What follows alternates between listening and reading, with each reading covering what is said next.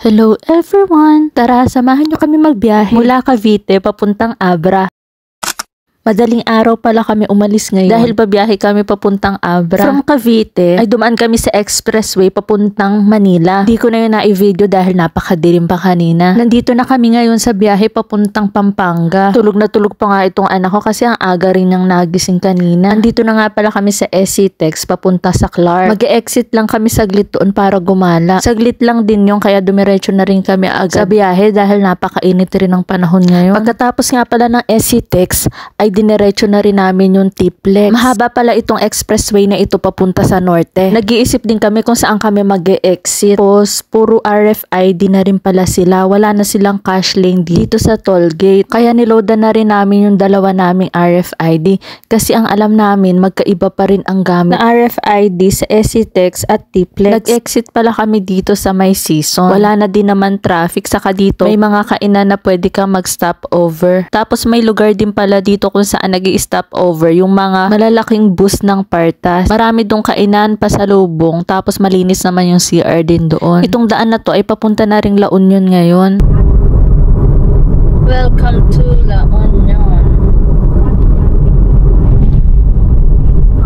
Sobrang laki rin pala ng lugar ng La Union at marami kang bayan na makikita at madadaanan. Tapos dito na rin nagsisimula yung makikita mo yung mga lumang mga bahayan, pati mga simbahan na magaganda. Tulad nga nito, dito din pala sa La Union ay maraming taniman ng ubas. Makikita mo ito sa daan, yung mga grape picking. Maganda na mag-stop over din dito para ma-experience yung mga ganito. For sale. For sale.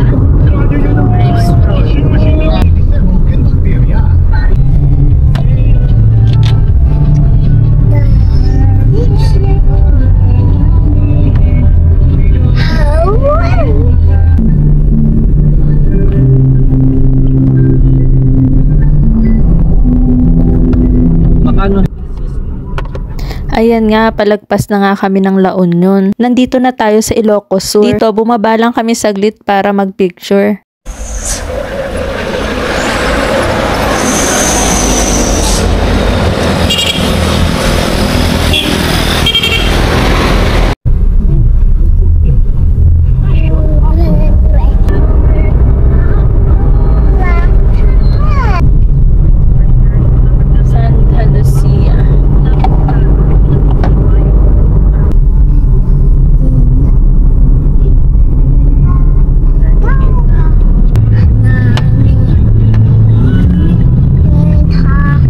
Tumigil din pala kami saglit dito sa may dagat para magpahangin, no?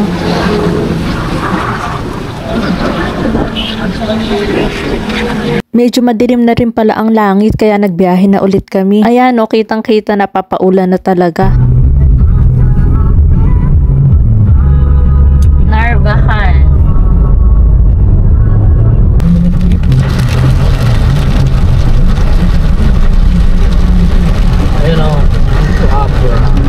Ayan pa. Bigan. Ayan pa nila. Bigan.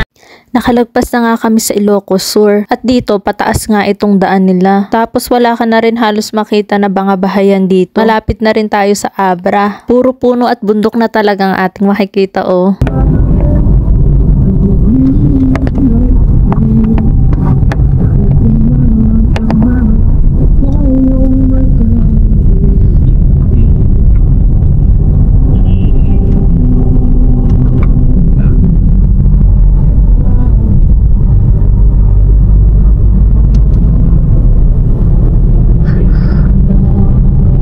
So ayun na nga, sa wakas nakarating na rin tayo dito sa Abra. Dapat 8 to 9 hours lang galing Cavite papuntang Abra ang aming biyahe, kaso inabot na nga kami ng gabi. So yun lamang ngayong araw, hanggang sa uulitin. Tschüss!